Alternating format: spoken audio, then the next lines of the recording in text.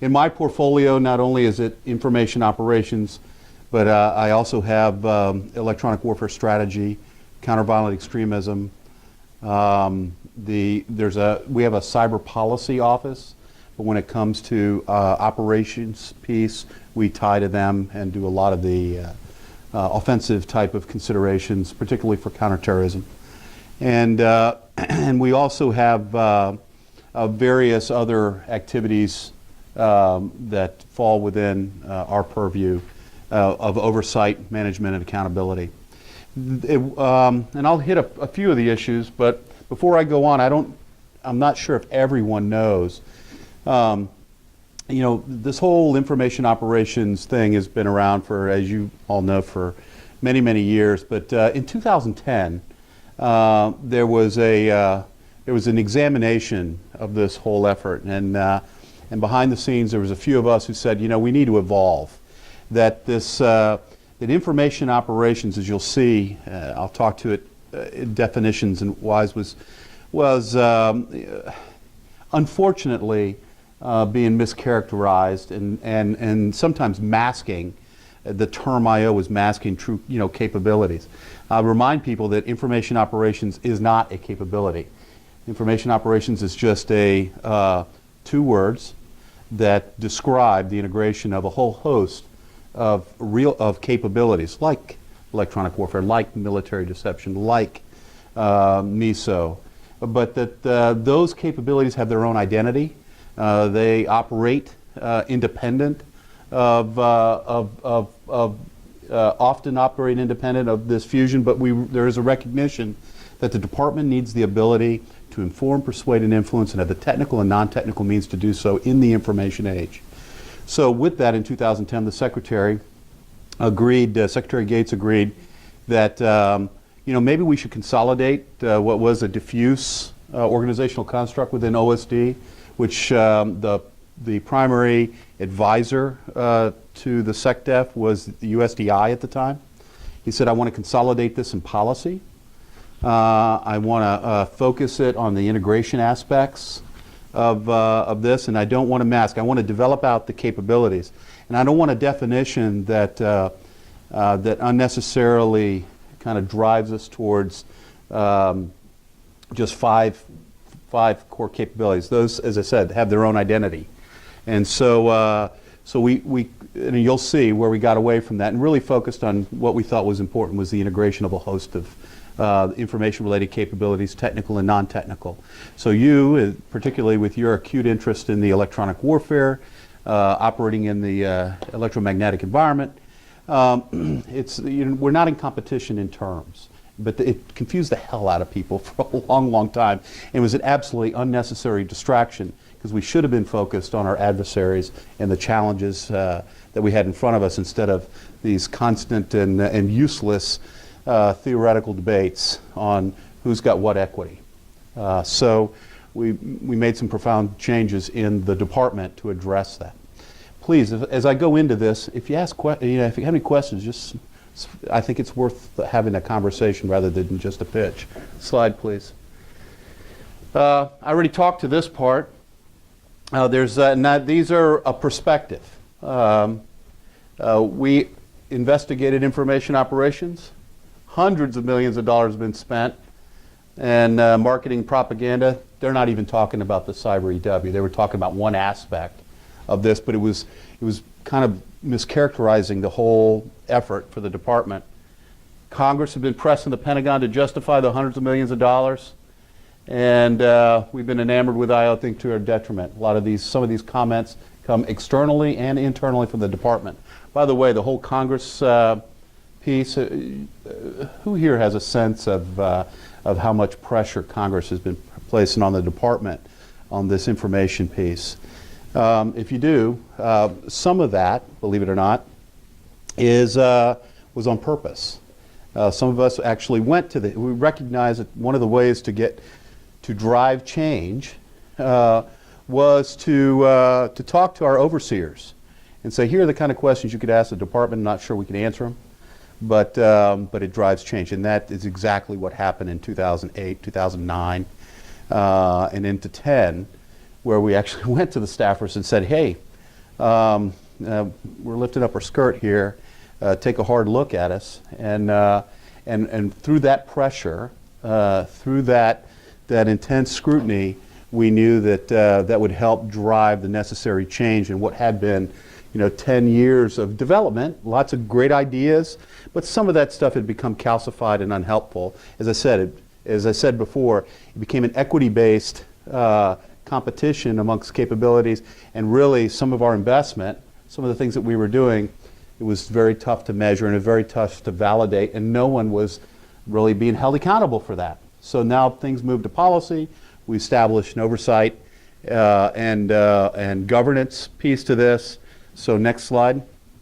So in the NDAA, they recognize that, and we're in a lot better position with Congress. The other perspective is the demand from the field. I know this is a very wordy slide, not the rest of the slides are not like this, but I wanted to capture the quotes. These are senior leaders who are talking about critical capabilities. They're not talking about, some would say I need I/O. They don't know what I/O is. It's not about I/O. It's about having, as I tell senior leaders in the department, don't ask for that. Don't get fixated on those two little letters. Get fixated on your ultimate requirement.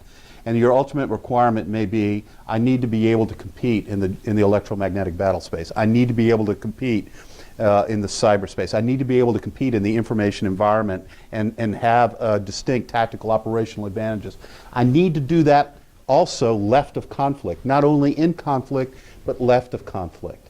And DoD has a role to play there, and we'll calibrate our investment in partnership with our other interagency partners to achieve those objectives. They should be I call them effects, but they should be objectives that are based on outcomes, not just on process and other things that we were so fixated on in the previous years. Everyone, once you set up a working group or you thought, success. No, it's how do we achieve effects in the information environment in the information age. Next slide, please. And then about strategic influence, let me just keep going here. Look, this is no mystery to anyone. In fact, we got general agreement from across all the senior leaders in the department that these are in fact the trends. So how do we address as a department our capabilities? How do we orient the various capabilities, technical, non-technical, hard, soft science, to address some of this stuff? And some of it's already well on board. But it depends on which a little over $2 billion, but it depends on what you capture. What happened in the past, and I'll talk a little bit about budget, since you asked the question. I own as a policy guy, I don't own any money. We influence where those resources go. Our intent is we want to have the capabilities built out. We want to make sure that we have all the right capabilities to be able to effectively operate in the joint electronic in the GEMSO, if you will, environment, cyber, the influence space, which they're all interconnected. So there's no one budget for all I/O. In fact, that was one of the problems, and it was that for years we put all these capabilities, a lot of them, under the moniker, under a program line called I/O. Once we got the policy lead, working with our CAPE partners, we started boiling all that down and said, no, if it's an EW capability, that's an EW line. It's not an I/O line. If it's a MISO capability, it's a MISO line, not an I/O line. Because remember, they were nesting all these things. So when I say over $2 billion, it was all because they nested all these things. So we weren't precise. We weren't specific enough. And that was a problem. It confused a lot of folks and where that investment was going. So one of the things we had to do was to boil all that down and be as precise about what we were budgeting for, what our requirements were, and not disguise it with terms that really weren't capabilities. So we're working through that process now. A little over $200 million. We were over almost $700 million just a couple of years ago. We're going to the combatant commands through their named operations, and I have a slide on that here. So you have a little bit of that, so they have some room so they can operate in the left of conflict space. But the investment for cyber, those are in the, you know, hundreds of millions and billions for some areas, and then a little less than that given the resource constrained environment we're in. But again, things like cyber and its connection with the electromagnetic spectrum are a priority for the department. So I would hope that some of that still gets preserved, and there'll be offsets in other places where we're not seeing the kind of return on investment. Next slide. Okay, again, I'm speaking to a well-informed crowd here, people who live and breathe and understand this type of stuff. But it's a constant education with folks across the department and our interagency to ensure that they understand that we are in this space, and we need the tools and capabilities, methodologies and applications to be able to operate in this space. And that it's and there's a technical aspect and a non-technical aspect to that. Next slide, please. So with that, let me share with you, when I say the OSD vision, it is really the department vision. The SecDef validated both Gates and Panetta in a very interesting way, endorsed this was his vision. Well-defined and understood, fiscally disciplined, recognized as part of the essential part of the normal fabric. That's a key component here. No more, and this is the push we have, this business that we're all in, technical, non-technical, is often relegated to just a slapping on the end of a CONOP or a plan or a strategy, part of an annex. No, it has to, we're in the information age. This is a key component of the commander's intent. It is a requirement as a part of his mission statement that he has to consider this space. If he doesn't have, if the commander has not thought through the effect, the outcomes he needs, not only on the operational, tactical piece, but if he doesn't understand the impact that his plan should have in the electromagnetic cyberspace information environment, and not articulate that as part of his core mission, then he's out of touch with the environment that we're in right now. So no more slap it on at the end or consider it as an adjunct to a plan. It is a key component of plans and strategy. That's the message. Again, we remind everybody from the previous slides, how can you ignore it given the fact that our adversaries are absolutely, totally involved in this space, because they see that's where they have leverage against our great vulnerabilities in these areas. So why wouldn't we be investing in this space? Must be focused on integrating hard and soft science, information-related capabilities, and it's not just 5. It's a whole host of capabilities. And you don't have to own it to integrate it.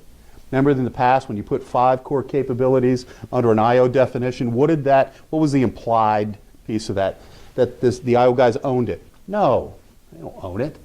We're talking about what we should have a cadre of professionals who understand how to integrate, but you don't have to own it to integrate. You have professional cyber, you have professional electronic warfare fighters, you have people who do these other, and we have from them may come a cadre of folks who understand how to bring some of those things together to achieve an effect or an outcome. And then as such, we changed the definition from that to this one. We got the SecDef, and I think you guys are familiar with that. But that was a huge milestone.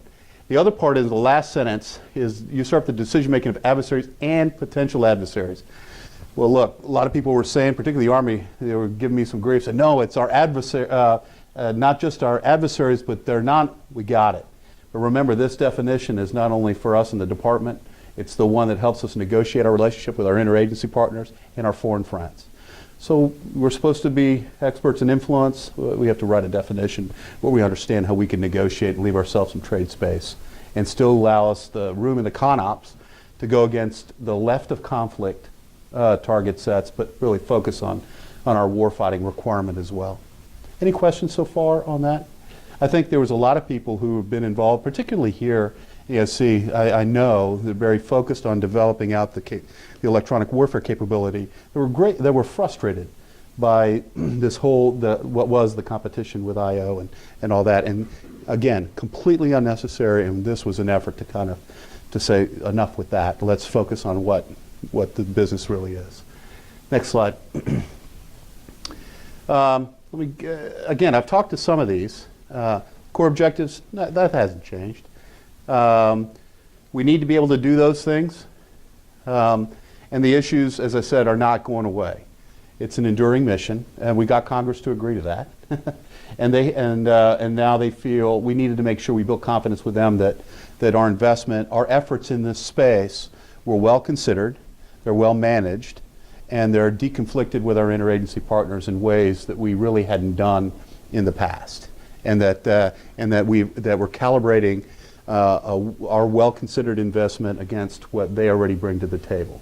It's an important component of how we do this USG-wide. Next slide, please. Again, I'm preaching to a crowd that gets all this.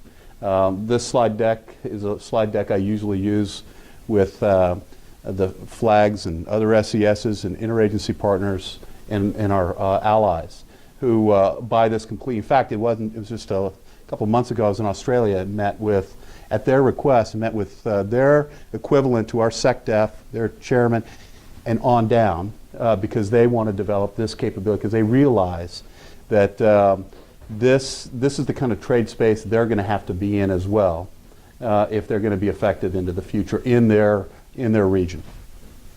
Next, please. And then, of course, I addressed we can't do this independent of our civilian colleagues, and especially, as I said, we do a lot of this in left of conflict space. I think you would agree that when conflict does occur, we can't start with a blank sheet of paper. And that goes technical, non-technical. We have a lot of work to do to make sure we have our conduits that we've characterized the environment effectively, that we understand all the elements that challenge us, and that we could establish some kind of capability up front and test it, and ensure that when conflict does arise, that we're a full up round. So, next slide. And and then here, if you could see, these are some tests that we've asked, that we're making sure that the combatant commands address as we challenge them to develop their capabilities and operations. Can I ask a question? Yeah, please. Is the information that you gain on potential adversaries filtered down into the commercial sectors, like maybe accessible? Yeah. To some extent, yes. But I mean, because refineries, water processing plants, all of these sort of targets. yeah, critical infrastructure. Yes, there's a certain. I think many of you know there's a certain amount of sharing involved, and there's certain because these all challenge our national security interests, both home and abroad, and even abroad where we have our other interests. One that was particularly was off the top of my head was the Gulf of Guinea. 25% of our sweet crude coming out of the region, really kind of harnessed by Sao Tome and Nigeria. How do we want to demonstrate our influence there? How do we want to develop capability there? Nigeria being one of the linchpins for ECOWAS, which is ECOWAS, the Economic Union of West African States, who provides some of the military forces that would go do the kind of missions in Mali and other places that would preclude us from investing boots on the ground to do a lot of this effort. So it's all interconnected. And so we need people who have that level of sophisticated thought, who could see through that, where the nexus is with industry, their risks, their interests. For example, on some of the security pieces, for that, you look at our partners who have a lot of money and a lot of interest to protect in the fossil fuel industry. And so there's an opportunity for relationships there that are mutually beneficial and that are directly tied to our national security.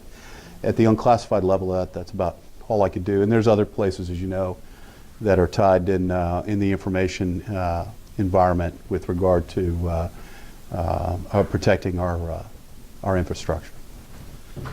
Next. This whole buy-in.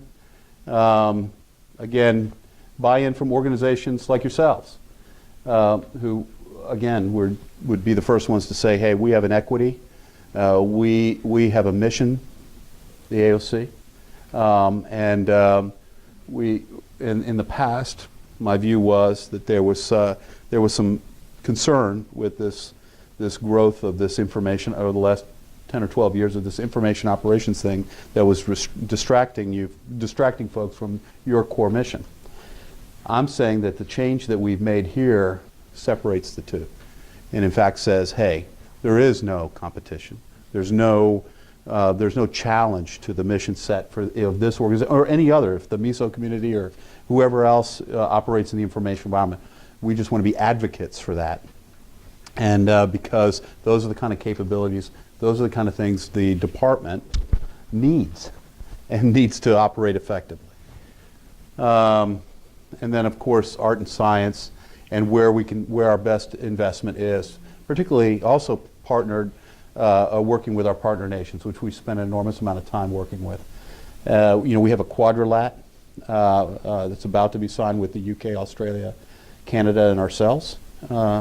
And it's tied to our cyber relationships and other type of relationships where it's not only sharing, but it's also planning together, strategizing together, and it's incredibly useful because we don't have all the answers. They're in various regions. They're actively involved in lots of different things. So there's again a symbiotic relationship with a lot of our partners. Next slide, please. One of the things we did, this may be of interest to you, is that for the left of conflict space and where our combatant commands operate, one of the challenges we had in the past was you had these staffs that had all its parts and pieces of different information capabilities, and it was never really applied coherently. It was never really tied together and focused and prioritized. So what we did is, working with each of the combatant commands, established named operations in each of the combatant commands. I don't know if some of you may know this, but there's two ways to establish named operations. Bless you.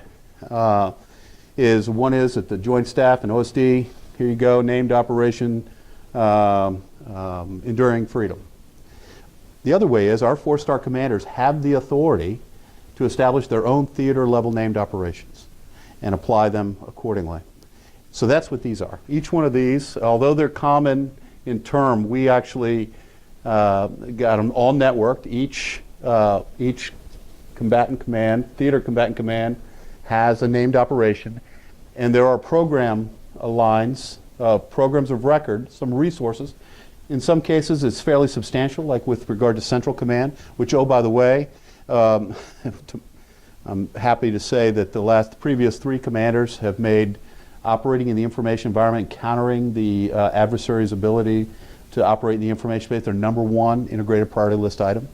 So that's three commanders in a row left it at the top. That's why CENTCOM has got a chunk of change coming to them. The other commands, to various degrees, some have just a small checkbook, and some have a little bit bigger. But you know what they all have? Checkbooks. And that's what we wanted them to be able to have some flexibility. That doesn't mean it covers all their theater requirements. What that does, it covers the delta, because they get resources from their service components, they get resources from Special Operations Command, sometimes in substantial numbers. But then there's a delta, and we wanted the combatant commands to have that flexibility, to have those resources. So that was recognized by Congress and recognized internally. And so these named operations are set up to do that, but they're operations. You set priorities, you focus, you do all those things that I listed right there. The tough part is metrics and assessment. Hard. It's hard not only for us, but it's hard for state, it's hard for our CIA colleagues, it's hard for all of us, but we have to continue to get at it. We just don't say it's hard, we don't do anything about it. It's hard, we got to work at it. How do you prove a negative? Particularly in the left of conflict space. You can see some of the technical outcomes and the technical stuff, but when you combine that with the soft science stuff, this is mind-bending stuff, and we have to invest in how we assess and evaluate our return on investment. That doesn't come for free, it doesn't naturally happen. So there's a great effort to do that. And within some of the changes we made under Secretary Gates was take organizations like the Joint Information Operations Warfare Center, we realigned that from Strategic Command. By the way, the Unified Command Plan that used to have the proponency for I.O. under Strategic Command, we moved it back to the Joint Staff, and we gave the JIOIC to the Joint Staff as a chairman's controlled activity. Their number one priority is assessments and metrics and evaluation, setting that standard. And that's not just for the soft science, it's for the hard science stuff as well. How do we operate effective? How do we know we're being effective in the electromagnetic space, for example? Next slide. You have a question? Assuming the next view to be put Cyber Command as an independent, unified command. Yeah. What can you tell us, or what can you share about how you project this to work? Oh, well, they have already have a huge supporting role to all of these activities, particularly how these commands operate in cyberspace. I think you know from an operational standpoint, there's it used to be 80%, but I don't know exactly what it is, but the preponderance of cyber-enabled influence activities, there's more of that going on than just about anything else when it comes to DoD activities. There are programs and operations approved that are in execution now, which are, again, working with Cyber Command to have cyber-enabled capabilities to influence. And we're very happy about it. But there's a long way to go. And you know these debates and policy issues and all that. Still, we have a lot of room to negotiate, and our leadership has made that a top priority. Not only building out the cyber force, but developing out, how do you scope that? What's DoD's role? All those things I think all you ladies and gentlemen are familiar with. But how we integrate that for effect is kind of where our sweet spot is in our office. And again, I work very closely with Eric Rosenbach, who's the Deputy Secretary for Cyber Policy, and Major General John Davis, who's the Principal Deputy. We work together to say, okay, they're working the big policy muscle groups, but for the combatant commands who need capability right now, what specifically in partnership with Cyber Command can we do? And Cyber Command is an idea generating machine. And so some of them make it, some of them don't, but they... Is that an autopilot? It's, their commander is as you would want him to be, extremely aggressive and understands the space. So I think you all would agree. In any case, I would always want, I'd rather rein a horse than spur it.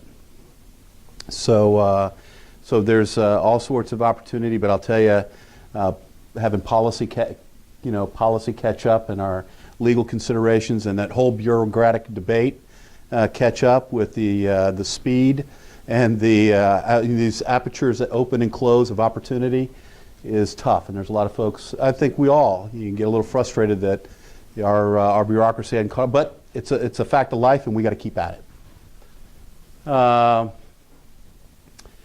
I think I spoke to some of these. Some people still, this is an education tool. Remember people will say there's an I.O. campaign.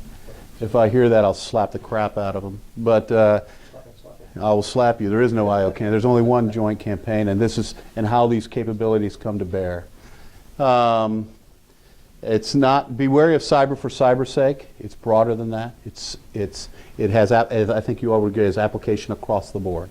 And so we have to be careful not to become so myopic. We've done that before. We did that with this stuff before, and we just don't need to repeat some of that. Who are the right people? I'll tell you where and I already said I.O. is not a capability, but I will tell you there's one thing that we're focused on is training and education and identifying the right kind of talent. So we grow someone up from the cyber community, someone from the EW community who's got a broader sense of the soft and hard science applications. Those are the kind of folks that we want to put in key positions in the Joint Force so they can help advise the commander on how to bring these capabilities together for that larger effect. And so I spend a lot of my time trying to establish the foundation, or it's not establish, is to evolve what's already been accomplished to really focus on identifying and training and educating the right people. People are, the gray matter is where it matters.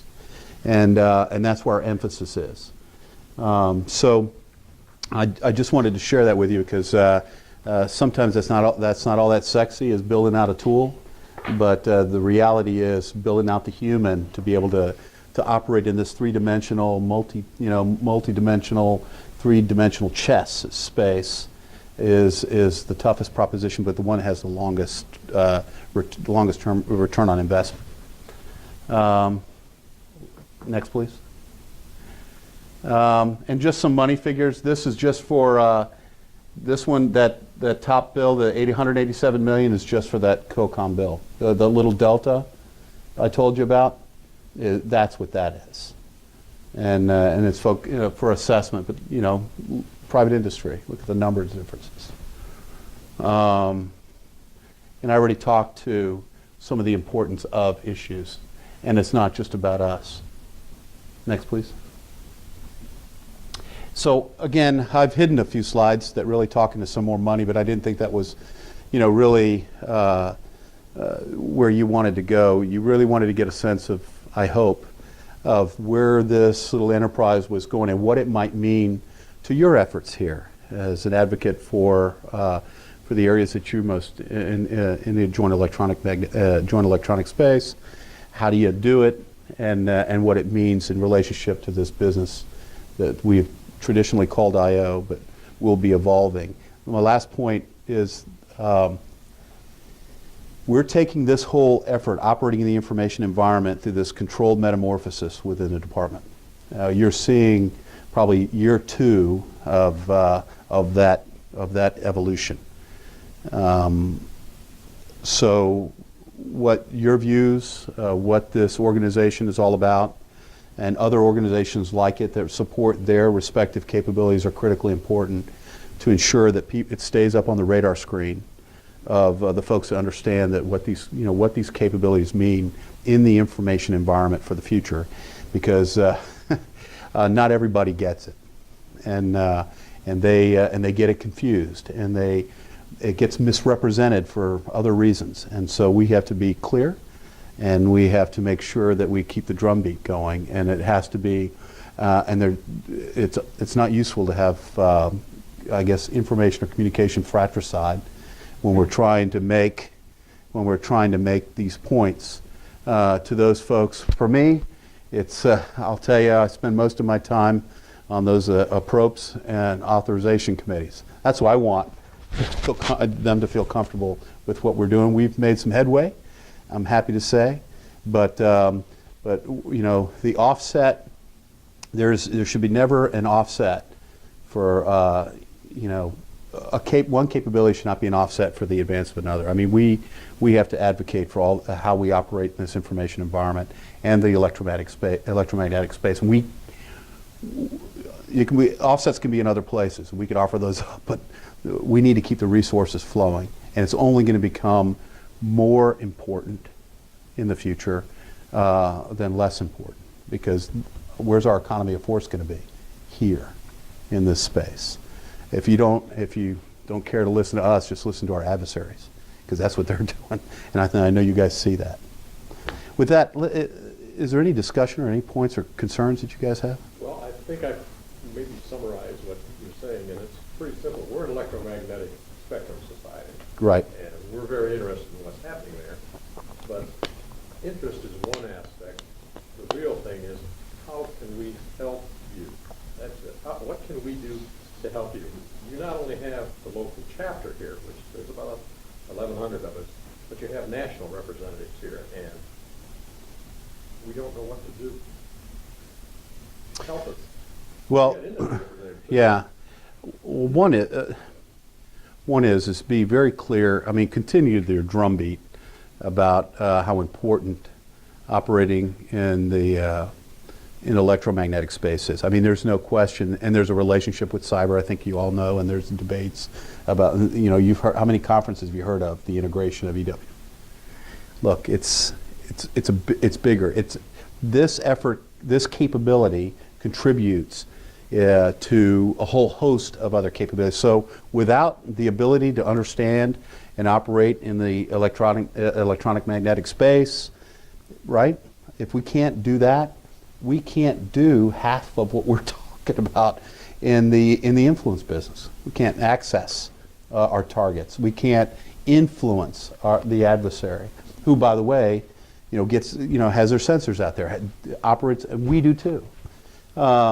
So by continuing, it's really, when you ask what can you do for us, it's more can you keep the drumbeat going. What we want to do is reduce the ambiguity about what the relationships are between what this organization is advocating and its relationship to the overarching idea of operating in the information environment. The same is true for cyber. We cannot get back in the old, this, as I said before, these unnecessary and unuseful equity battles. There's no competition. There's not a competition. It's not. No one's trying to say cyber versus EW or IO versus this, but there's a lot of folks out there who do say that, and they're from our communities that say, "Well, we got to get away from IO and really focus on, cyber." I said, "What? They're two very that's apples and oranges. IO is not a thing. Cyber is. IO is just a term to describe the fusion, the outcome of the fusion of things. It's not a thing. In fact, I'm trying to reduce the money and make more specific what we're investing in rather than calling it IO. So your help in articulating that to your members, your help in being clear about that is incredibly helpful so we can focus on what we really want. That's one area. And then, of course, the overarching strategy for the department is working with the Joint Staff. What we're working on now is where's the chapeau? What connects all the dots? What provides the orientation for the department? How it sets the priorities? How does that, for example, how does operating in the joint electronic space impact our pivot to Asia? So if we're doing the pivot to Asia Pacific, what kind of capabilities do we need? Where are our challenges? What type of investment is required? What do we not have today that we need for tomorrow? How does it relate to cyber? Because that's another priority for the department, And so those types of things and how do those connect and articulating those clearly and in making sure that there's a common voice rather than competing voices in that regard from a departmental standpoint. We have huge interest for the department, but there's other players and other stakeholders. So being able to clearly articulate that, and for you guys, when you go and talk to your staffers and members on the Hill, and if you have a deeper understanding of what that means for the department, our department, and then that might help inform some of your engagements with all the different committees and folks that you normally engage with. And so that's what you could. The more you understand about where the department's heading, I think. Again, I think the easier it is for you to be the kind of advocacy group that you need to be, and so and that's why we think it's important to be as transparent as we possibly can.